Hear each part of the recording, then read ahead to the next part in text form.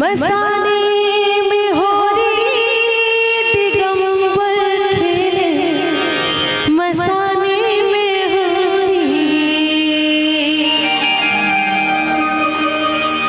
खेले, मसाने में हो रे दिगंबर खेले, मसाने में हो रे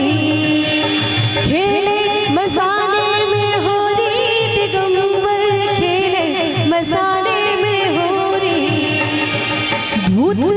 पिशाच बटोरी दिगंबर खेले, मसाने में हो रे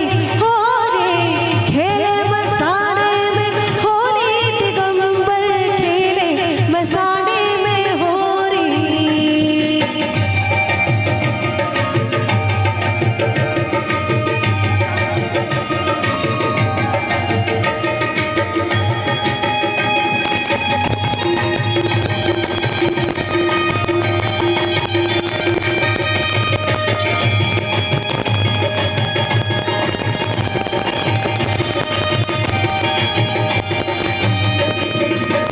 गोपन गोपी श्याम राधा, हम लोग होली खेलते हैं तो साथ में खेलते हैं, या फिर भगवान कृष्ण की भी होली बताई गई है तो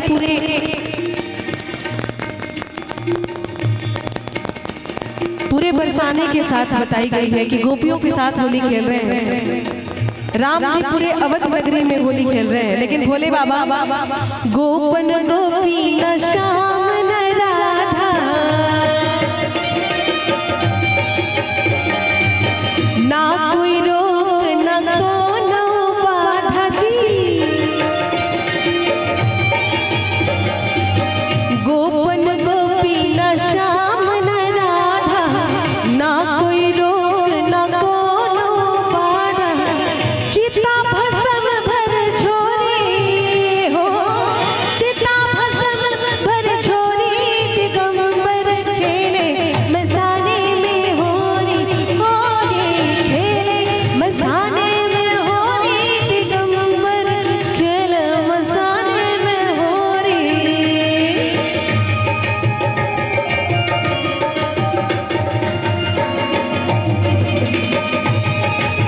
क्या बात है।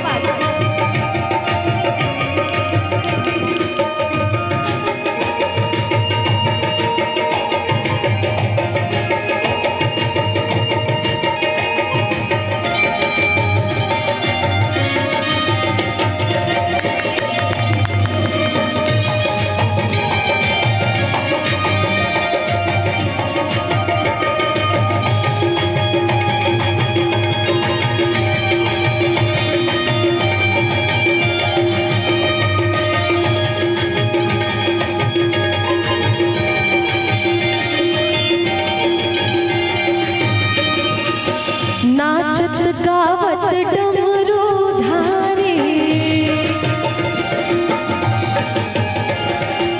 छोड़े सर्प गरल पिचकारी,